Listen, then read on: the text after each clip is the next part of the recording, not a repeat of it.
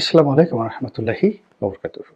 সম্মানিত দর্শক, রাজনৈতিকভাবে আমরা একটা অনিশ্চয়তার দিকে যাচ্ছি এবং সম্ভবত এই রাজনীতির বিষয়াদি নিয়ে আগামী দিনে পরস্পর বিরোধী যে পক্ষগুলো রয়েছে তারা কেবলই মাত্র এখন যেভাবে বাকযুদ্ধে বা স্নায়ুযুদ্ধে রত আছেন, ওটি যে আগামী দিনে কেবলমাত্র মুখের মধ্যে সীমাবদ্ধ থাকবে কিংবা হৃদয়ের মধ্যে সীমাবদ্ধ থাকবে, আমার সেটা মনে হচ্ছে না।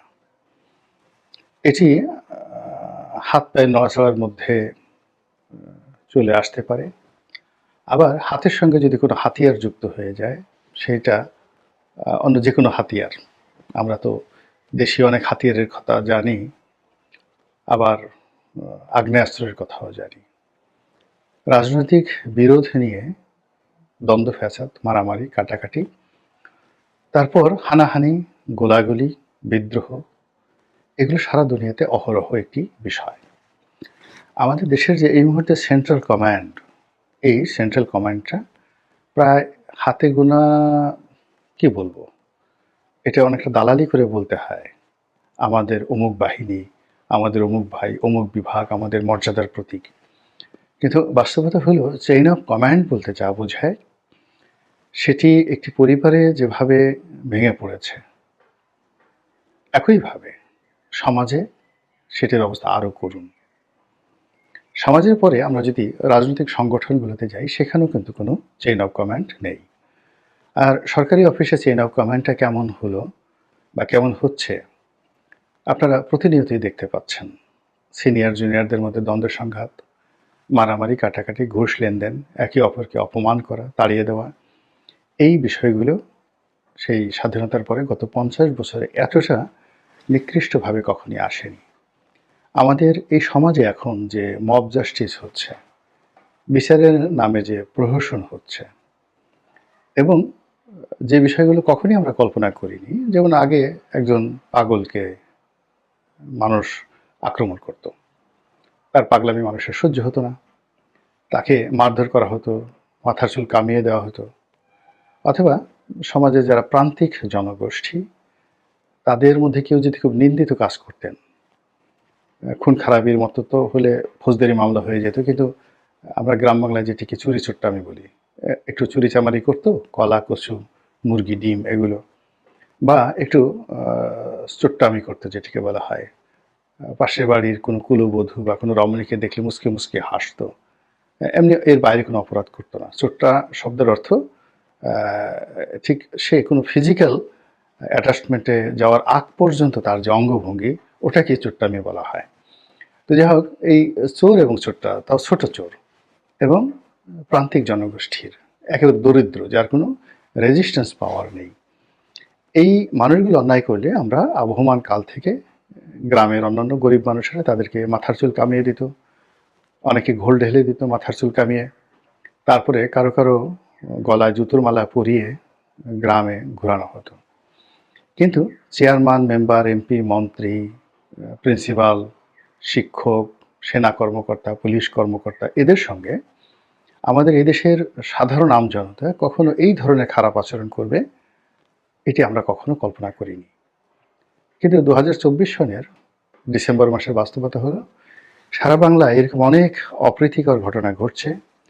অনেক প্রভাবশালী সম্মানিত মানুষ, যাদের সামনে এই 1 মাস আগেও যখন কোনো একটা মানুষ কথা বলতে সাহস পেত না, এখন তাকে চুলের মুঠি ধরে, তার মাথা কামিয়ে, তার গলায় জুতোর মালা পরিয়ে তাকে ঘোরানো এখন কোনো বিষয়ই নয়, অনেকটা ডাল ভাতের মতো হয়ে গিয়েছে।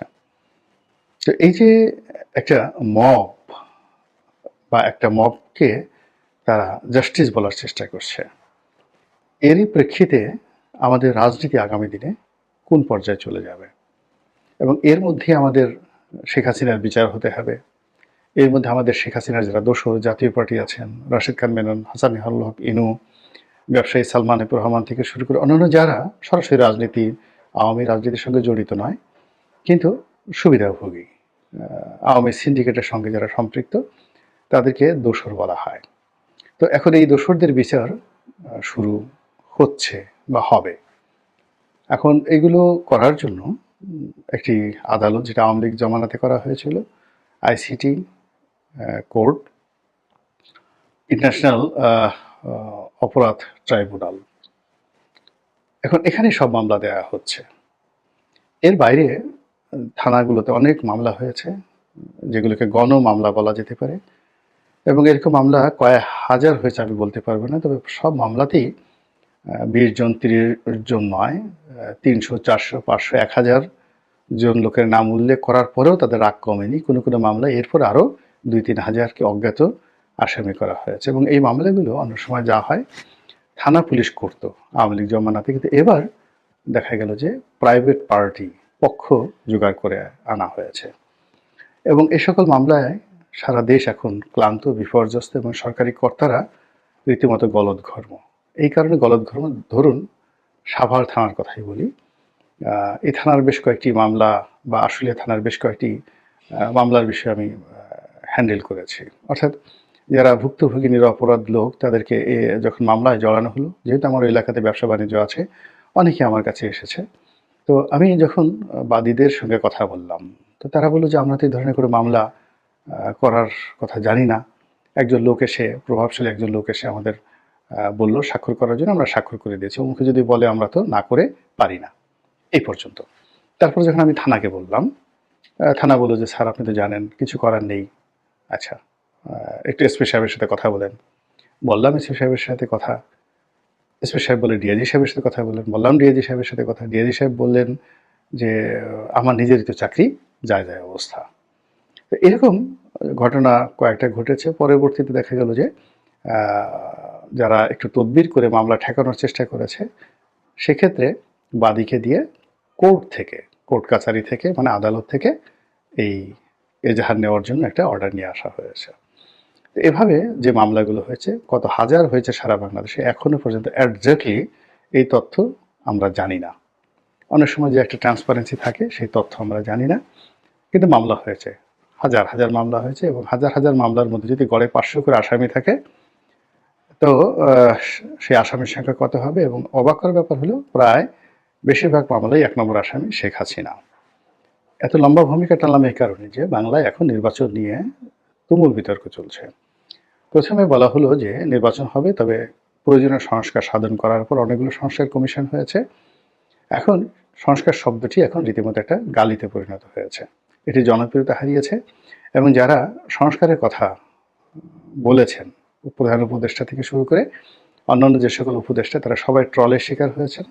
প্রধান উপদেষ্টাকে নিয়ে হয়তো প্রকাশ্যে ওইভাবে কেউ গালাগাল করেনি, কিন্তু যে সকল উপদেষ্টা এই সংস্কারের পক্ষে শুধুমাত্র একটা টু শব্দ করেছেন, তাদের 14 গোষ্ঠী উদ্ধার করে দেওয়া হয়েছে। কে নারী, কে পুরুষ, কে বৃদ্ধ, কে আবাল, কে বুড়িতা, ডাজ নট ম্যাটার, সবাইকে একেবারে জনাব সেফায়েতুল্লাহ সেফু যেভাবে গালাগাল করেন, ঠিক ওইভাবেই গালাগাল দিয়ে কাউকে ভারতের দোসর, কাউকে রয়ের এজেন্ট, কাউকে স্বাধীনতা বিরোধী চক্র, যে যার মতো করে ট্যাগ লাগিয়ে এদেরকে হতোদ্যম করে দিয়েছে। ফলে এখন সংস্কার আগে হবে, তারপর নির্বাচন, এই জিনিসটা আপাতত আগের মতো মার্কেটে চলছে না, বা মার্কেট পাচ্ছে না। এখন কি করা যেতে পারে? সরকার হাতে সবসময় কতগুলো টিম থাকে, বি টিম থাকে, সি টিম থাকে, ডি টিম থাকে। সরকারের কতগুলো ছায়ার সরকার থাকে, যেমন গোয়েন্দা সংস্থা, ডিজিএফআই, এনএসআই, তারপরে ডিবি, এসবি, এগুলো থাকে। এগুলো আগের সরকারের ছিল, বর্তমান সরকারেরও আছে। এরা পর্দার আড়ালে থেকে বিভিন্ন রকম নড়াচড়া করে। তারা যে এখন করছে না, একথা কিন্তু বলা যাচ্ছে না। 2 নম্বর হলো যে রাস্তায় তাদের পক্ষে ঘেউ ঘেউ করার জন্য তাদের অনেকগুলো প্রতিষ্ঠান থাকে, অনেকগুলো ভাড়া করা লোকজন থাকে দেশে এবং দেশের বাইরে। এদের কাজই শুধু সরকারের গুণগান করা, অথবা সরকারের কথা মতো, প্রেসক্রিপশন মতো সরকারের সমালোচনা করা, গালাগাল করা।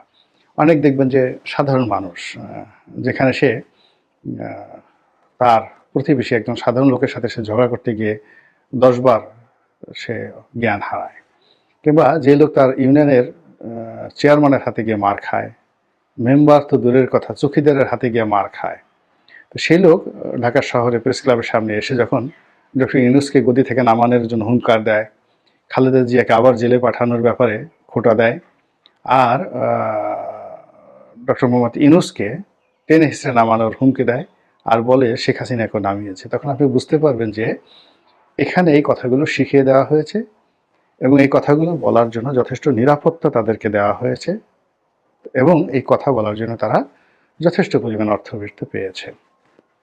তো এগুলোকে আপনি B team, C team, D team বলতে পারেন, যাদেরকে দিয়ে সরকার অনেক কথাবার্তা বলায়।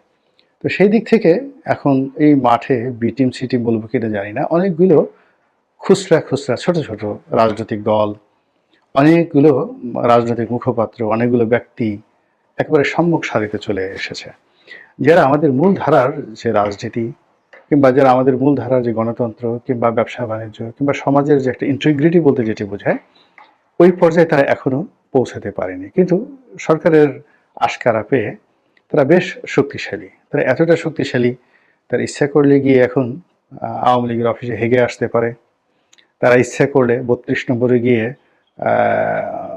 সেই জল বিয়োগ করতে পারে, মূত্র বিসর্জন করতে পারে। তারা ইচ্ছা করলে গণভবনে, অর্থাৎ শেখ হাসিনা পরিত্যক্ত গণভবনে, সেখানে গিয়ে তারা মূলা চাষ করে আসতে পারে, বেগুন চাষ করে আসতে পারে। আমরা আগে বলতাম না যে তোর বাড়ি, তোকে ভিটা মাটি উচ্ছেদ করে তোর বাড়িতে বেগুন চাষ করে দেবো, বেগুন এরকম। তো এখন শেখ হাসিনাকে উচ্ছেদ করে তার বাড়িতে এখন বেগুন চাষ করে দিয়ে আসতে পারে। এরকম অনেক শক্তিধর লোকের সৃষ্টি হয়েছে, যারা মূলত সরকারের মদতপুষ্ট। এরা সব কাজ করতে পারে। তারা কোরআনে তাফসির করতে পারে, তারা গীতার ব্যাখ্যা করতে পারে, তারা সংস্কৃত ভাষা জানে, তারা ইংরেজি ভাষা জানে। অর্থাৎ তারা যা কিছুই বলেন না কেন, প্রতিটি জিনিসই সঙ্গে সঙ্গে অমৃত হয়ে যায় সরকারের মধু এবং মেওয়ার কারণে। তো এরকম অসংখ্য মানুষের মধ্যে আমরা সত্যিকার অর্থে আপন মানুষ কারা, সত্যিকার মানুষ কারা এবং কাদের কথায় দেশ চলছে, এই জিনিসটা আমরা বুঝতে পারছি না। যখন আওয়ামী লীগ ছিল তখন মনে হতো শেখ হাসিনার কথায় দেশ চলে, শেখ হাসিনা ছাড়া অন্য কেউ দায়ী না। শেখ হাসিনা হাসতে বললে ওবায়দুল কাদের হাসেন, শেখ হাসিনা কাঁদতে বললে ওবায়দুল কাদের কাঁদেন। বিএনপির জমানাতে একই মনে হতো যে বেগম জিয়া যা বলেন তাই হয়, আর হাওয়া ভবন থেকে জনাব তারেক রহমান সাহেব যা বলেন তাই হয়। এই দুটো ভবনের বাইরে তেমন কিছু হয় না।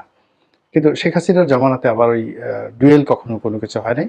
সবই ভালো হোক মন্দ হোক তার নিজের টেবিল থেকে হয়েছে, নিজের মনমস্তিষ্কৃত হয়েছে। কিন্তু এখন সমস্যা হলো যে বর্তমান জমানাতে রাষ্ট্র কার কথায় চলছে, দেশ কার কথায় চলছে, প্রশাসন কিভাবে চলছে এবং কারা কারা এই ঘটনার সাথে জড়িত আমরা বলতে পারছি না। এখন একটা কালেকটিভ সমাজ, কালেকটিভ রাষ্ট্র হয়ে গেছে এবং এই কালেকটিভনেসের মধ্যে যারা নেতৃত্বে আছে আমরা তাদেরকে আসলে দেখতে পাচ্ছি না। এটা হলো বাস্তবতা। তো এইরকম যাদেরকে দেখা যাচ্ছে না কিন্তু সরকারের উপর যথেষ্ট প্রভাবশালী এবং সরকারের খুবই ঘনিষ্ঠ, তারা এখন B team, C team, D team না এ টিম, এটি সরকার ভালো বলতে পারবে, তারা বলতে পারবে। এখন তাদের বক্তব্য হলো যে শেখ হাসিনার বিচার না করে ইলেকশন হবে না, প্রতিহত করা হবে এবং দরকার হলে ইউনূসের বাসায় ঘেরাও করা হবে এবং তাকে গদি থেকে টেনে হেঁচড়ে নামানো হবে। বোঝার চেষ্টা করুন, মানে তারা যদি সরকারি বি টিম, সি টিম হয়ে থাকে এবং তারা যদি ডক্টর ইউনূসকে গদি থেকে নামানোর হুমকি দেন, তার বাসায় ঘেরাও করার হুমকি দেন, তাহলে বুঝতে হবে যে এখানে ডাল মেকুস কেলায় হায়, এই জিনিসগুলো হচ্ছে। এবং এর মূল বিষয়টা হলো নির্বাচনের বিতর্ক। এখন যারা ক্ষমতা আছেন, আমাদের একজন সিনিয়র রাজনীতিবিদ, একসময় কিংবদন্তির ছাত্রনেতা ছিলেন ফজলুর রহমান, ছাত্রলীগের সভাপতি ছিলেন, এখন বিএনপিতে উপদেষ্টা মণ্ডলীর সদস্য। অসাধারণ যুক্তি নিয়ে তিনি কথা বলেন, সাহসিকতা নিয়ে।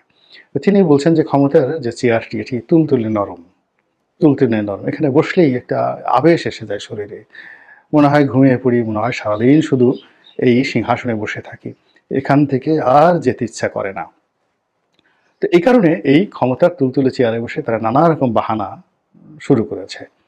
এটা করব, সংস্কার করব, তো পরে ওটা করব, তারপরে শেষে এই মাসে হবে। মানে ওই যে ভূপেন হাজারিকার একটা বিখ্যাত গান, সে বিয়ে করবে না, এখন বর্ষাকালে বিয়ে করবে না এই কারণে, বসন্তকালে বিয়ে করবে না এই কারণে, কার্তিক মাসে বিয়ে করবে না এই কারণে।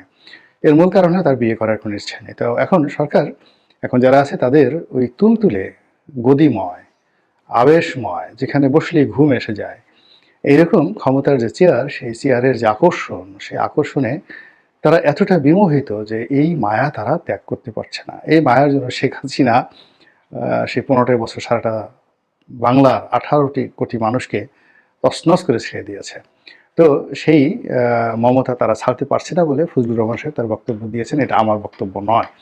তো আমি যেটা বলছিলাম যে এই যে এখন শেখ হাসিনার বিচার হবে, তারপর ইলেকশন হবে, তারপরে অথবা ইলেকশন আগে হবে, ইলেকশন আগে হবে, শেখ হাসিনার বিচার পরে হবে, এটা এক পক্ষ বলছে।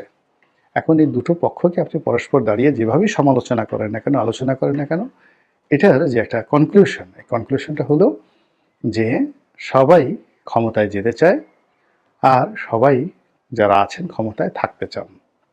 আর সেই ক্ষমতায় থাকা এবং না থাকার মধ্যে কখনো সংস্কার বা কখনো শেখ হাসিনার বিচার যেভাবে আনা হয়েছে, তাতে করে ক্ষমতায়ও থাকা হবে না, ক্ষমতায়ও আসা হবে না, আর বিচার যেভাবে বলছেন সেই বিচার সেভাবে করাও হবে না। এর কারণ হলো যখন একটা রশি 3 থেকে 4 দিক থেকে টানাটানি শুরু হয়ে যায়, তখন সেই রশিটি ছিঁড়ে যায়। কিংবা একজন মানুষকে যদি একটা রশির মধ্যে এভাবে গিঁট দিয়ে তারপরে 4 দিক থেকে টানা হয়, তাহলে সেই মানুষটির শরীর খণ্ড-বিখণ্ড হয়ে যায়। এখন নির্বাচনকে কেন্দ্র করে আমরা যেভাবে রশি টানাটানি করছি, যেভাবে কথাবার্তা বলছি, তাতে আর যাই হোক না কেন নির্বাচনের যে রোড ম্যাপ, এটি অক্ষত থাকছে না। আর এই অক্ষত না থাকার কারণে যে বিস্তারটি একেবারে অবশ্যম্ভাবী ছিল শেখ হাসিনার, এবং যেটি করার জন্য জনমত ছিল, কিন্তু আমাদের এই ব্যর্থ চাণক্য নীতির কারণে আমরা এই বিচারটিও সঠিক সময় করতে পারবো বলে আমার কাছে মনে হচ্ছে না। মহান আল্লাহ আমাদের সবাইকে হেদায়েত দান করুন এবং হেফাজত করুন। আসসালামু আলাইকুম ওয়া রাহমাতুল্লাহি ওয়া বারাকাতুহু।